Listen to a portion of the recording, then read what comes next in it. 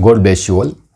फिर से आज एक बार मैं परमेश्वर का राज्य का विषय लेकर आपके पास आया हूं और इस विषय में आज हम देखेंगे why is kingdom so important for us. राज्य हमारे लिए इतना महत्वपूर्ण क्यों है और मेरा विश्वास है कि हम सब आशीषित होंगे। आमीन। चलिए शुरू करते हैं। राज्य सिर्फ मेरे लिए या आपके लिए महत्वपूर्ण है ऐसा नहीं है। राज्य पूरे मानव समाज के लिए, समूचे मानव समाज के लिए महत्वपूर्ण है। अगर मैं कहूं कि राज्य पूरे ब्रह्मांड के लिए महत्वपूर्ण है तो भी यह बात सत्य है। अब राज्य इतना महत्वपूर्ण क्यों है, इस प्रश्न का प्रत्युत्तर देते हुए मैंने कुछ 5 पॉइंट तैयार किए हैं और इस 5 पॉइंट की हम चर्चा करने वाले हैं। देखते हैं। नंबर 1, राज्य महत्वपूर्ण है क्योंकि बाइबल जो परमेश्वर का वचन है वह राजा और राज्य की बात करता है। Bible is talking about the king and the kingdom. दूसरा पॉइंट है, राज्य महत्वपूर्ण है क्योंकि हमारा परमेश्वर का मूल उद्देश्य राज्य है। The original purpose of our God is kingdom. Third point है, मनुष्य की उत्पत्ति राज्य के लिए ही हुई है। Man is created for the kingdom. Number 4, प्रभु यीशु मसीह राज्य के लिए ही आए थे। Lord Jesus Christ came for the kingdom on earth. Last and final point number 5, राज्य हमारी आवश्यकताओं की आपूर्ति का स्रोत है। The kingdom is the source of supply of our need. चलिए ये 5 पॉइंट को बारी बारी विस्तार से हम देखते हैं। पहला पॉइंट से हम शुरू करते हैं। Bible is the word of God, it speaks about the king and the kingdom. Bible जो कि परमेश्वर का वचन है वह राजा और राज्य की बात करता है। बाइबल को लोग एक धर्म पुस्तक की तरह मानते हैं और जानते हैं, जैसे कि कुरान मुसलमानों का धर्म पुस्तक हो गया, गीता, वेद, पुराण, रामायण, महाभारत हिंदू लोगों के धर्म पुस्तक हो गए, गुरु ग्रंथ साहिब सिख समुदाय का धर्म पुस्तक हो गया, बौद्ध लोगों का द टिपिटाका, पारसी लोगों का धर्म पुस्तक है अवेस्ता और जैनों का धर्म पुस्तक है अगम सूत्र। उसी रीति से बाइबल को मसीह लोगों का धर्म पुस्तक माना जाता है। लेकिन बाइबल धर्म पुस्तक नहीं है क्योंकि बाइबल धर्म या परंपराओं की बात नहीं करता है। लेकिन बाइबल तो राज्य पुस्तक है क्योंकि बाइबल राजा और राज्य की बात करता है। The central theme of Bible is the kingdom of God. आप चाहे पुराने नियम को ले लो या फिर नए नियम को ले लो, आपको हर जगह राज्य का ही विवरण मिलेगा। आइए पुराने नियम की पहली किताब यानी उत्पत्ति की किताब से हम शुरू करते हैं। उत्पत्ति की किताब उसका पहला अध्याय और उसकी 26वीं आयत हम पढ़ेंगे और वहां इस रीति से लिखा गया है। फिर परमेश्वर ने कहा, हम मनुष्य को अपने स्वरूप के अनुसार अपनी समानता में बनाएं और वे समुद्र की मछलियों और आकाश के पक्षियों और घरेलू पशुओं और सारी पृथ्वी पर और सब रेंगने वाले जंतुओं पर जो पृथ्वी पर रेंगते हैं अधिकार रखे। यहां एक शब्द है अधिकार। उत्पत्ति की किताब उसका पहला अध्याय और 28वीं आयत इस रीति से कहती है, और परमेश्वर ने उनको आशीष दी और उनसे कहा, फूलो फलो और पृथ्वी में भर जाओ और उसको अपने वश में कर लो और समुद्र की मछलियों तथा आकाश के पक्षियों और पृथ्वी पर रेंगने वाले सभी जंतुओं पर अधिकार रखो। यहां भी हमें शब्द मिलता है अधिकार। वहां इंग्लिश में शब्द है dominion, let them have dominion, और वहां मूल हिब्रू शब्द है राधा और उसका अर्थ होता है to rule, to reign, have a dominion, यानी कि राज्य करना, शासन करना। बाइबल की पहली किताब और इस किताब के पहले अध्याय में ही हमें शासन की, राज्य की बात मिलती है और यही बात राज्य के महत्व को प्रकट करती है। आइए दूसरी आयत हम पढ़ते हैं, निर्गमन की किताब उसका 19वां अध्याय और 6 पद। वहां इस रीति से लिखा गया है, और तुम मेरी दृष्टि में याजकों का राज्य और पवित्र जाति ठहरोगे। परमेश्वर इस्राएल लोगों को सीनै पर्वत के पास कहता है कि तुम मेरी दृष्टि में याजकों का राज्य ठहरोगे। Praise the Lord. परमेश्वर अपना उद्देश्य प्रकट करते हुए कहता है कि तुम मेरी दृष्टि में याजकों का राज्य ठहरोगे। दूसरा शमूएल की किताब उसका 7वां अध्याय और 16वां पद हम पढ़ेंगे। दूसरा शमूएल 7:16। वहां इस रीति से लिखा गया है, वरन तेरा घराना और तेरा राज्य मेरे सामने सदा अटल बना रहेगा, तेरी गद्दी सदैव बनी रहेगी। यहां परमेश्वर दाऊद से वाचा बांधता है और कहता है कि तेरा घराना और तेरा राज्य मेरे सामने अटल बना रहेगा और तेरी गद्दी सदैव बनी रहेगी। और यह भविष्यवाणी हमारे प्रभु यीशु मसीह में परिपूर्ण होते हुए हम देखते हैं।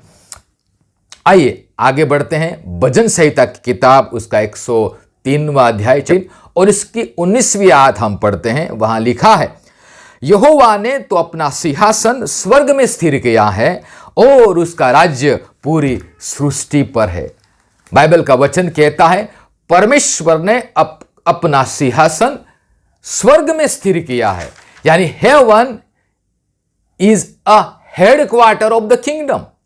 स्वर्ग वह राज्य का मुख्यालय है, ऐसा बाइबल हमें बताता है। भजन संहिता की किताब 145वां अध्याय और 13वीं आयत इस रीति से वहां लिखा है, तेरा राज्य युग युग का और तेरी प्रभुता सब पीढ़ियों तक बनी रहेगी। Praise the Lord. बाइबल कहता है कि परमेश्वर का जो राज्य है वो युग युग का और उसकी प्रभुता सब पीढ़ियों तक बनी रहेगी। अगर मेरे यारों, आप यदि भजन संहिता chapter 45, chapter 93, chapter 97, chapter 98, chapter 99 पढ़ेंगे तो वहां यहोवा राजा है, यह बात हमें मिलती है।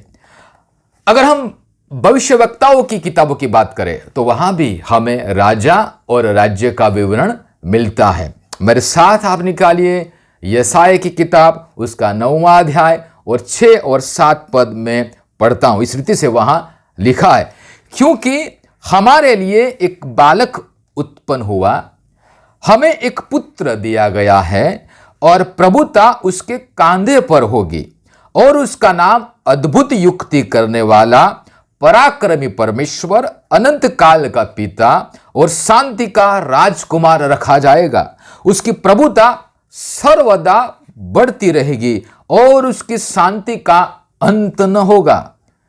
यहां प्रभु यीशु मसीह के संबंध में लिखा गया है कि उसके कांधे पर प्रभुता होगी, उसके कांधे पर सरकार, गवर्नमेंट ऑफ हेवन होगी।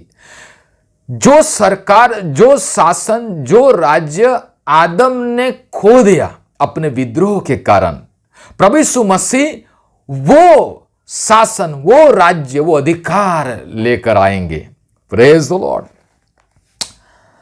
दानियल की किताब में यदि हम पढ़े चैप्टर नंबर 2 में तो वहां एक बड़ी मूर्ति का विवरण हमें मिलता है और वह बड़ी मूर्ति पृथ्वी पर शासन करने वाले राज्य की और आने वाले राज्यों की बात करती है और साथ में वो एक सर्वशक्तिमान राज्य, अनंत काल तक टिकने वाला राज्य की भी बात करती है। यस, वो परमेश्वर के राज्य की भी बात करती है। आइए दानियल 2:44 में हम पढ़ते हैं। इस रीति से वहां लिखा है, और उन राजाओं के दिनों में स्वर्ग का परमेश्वर एक ऐसा राज्य उदय करेगा जो अनंत काल तक न टूटेगा और न वह किसी दूसरी जाति के हाथ में किया जाएगा, वरन वह उन सब राज्यों को चूर चूर करेगा और उनका अंत कर डालेगा और वह सदा स्थिर रहेगा। Praise the Lord. बाइबल कहता है कि परमेश्वर का राज्य अनंत काल तक स्थिर रहेगा। उसकी सत्ता दूसरी प्रजाओं को सौंपी नहीं जाएगी। वो कभी नहीं डिगेगा, वो कभी नहीं टूटेगा। Praise the Lord. दानियेल की किताब 4 अध्याय और 34वीं आयत में इस रीति से लिखा गया है। वहां हम देखते हैं नबूखदनेस्सर राजा परमेश्वर परम प्रधान की स्तुति करते हुए इस रीति से कहता है कि उसकी प्रभुता सदा की है और उसका राज्य पीढ़ी से पीढ़ी तक बना रहेगा। Praise the Lord. हमने पुराने नियम को देखा। पूरे पुराने नियम में हमें राजा और राज्य का विवरण मिलता है। चलो हम नए नियम को उठा लेते हैं। मत्ती रचित सुसमाचार उसका 4 अध्याय और 17वीं आयत इस रीति से वहां लिखा गया है।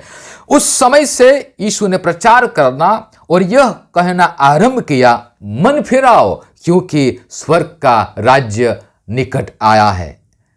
खुद प्रभु यीशु मसीह हमारे राजा ने अपनी सेवकाई का आरंभ करते हुए, अपनी सेवकाई का आगाज करते हुए कहा, repent, the kingdom of God has arrived. Hallelujah Lord. इससे पहले प्रभु यीशु मसीह से पहले यूहन्ना बपतिस्मा देने वाले ने भी ये बात कही। उसने कहा, मन फिराओ क्योंकि परमेश्वर का राज्य निकट आया है।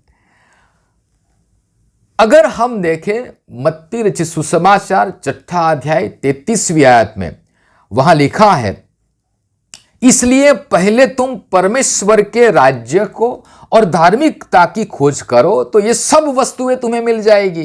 प्रभु यीशु मसीह मनुष्य की जरूरत की आपूर्ति का उपाय बताते हुए यह बात कहते हैं कि पहले आप परमेश्वर का राज्य ढूंढिए, सभी चीज वस्तुएं आपके पीछे चली आएगी।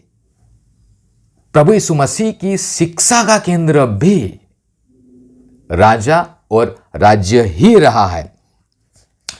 अगर हम पौलुस की बात करें तो पौलुस भी राजा और राज्य की बात करता है। 1 कुरिन्थियों की पत्री उसका 4 अध्याय और 20वीं आयत इस रीति से वहां लिखा है, क्योंकि परमेश्वर का राज्य बातों में नहीं परंतु सामर्थ्य में है।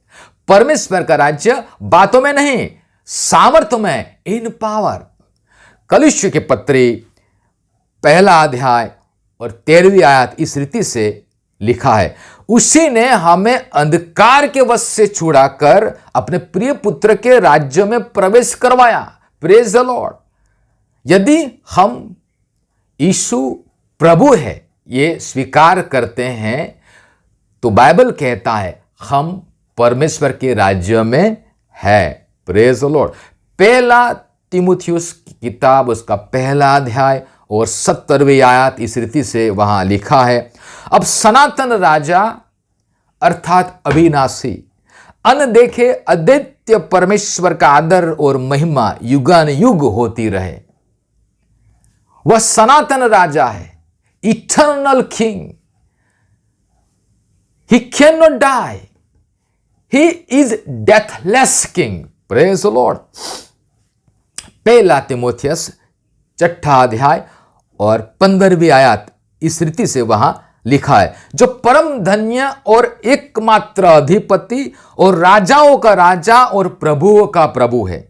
वह एकमात्र अधिपति, he is only owner of heavens and earth.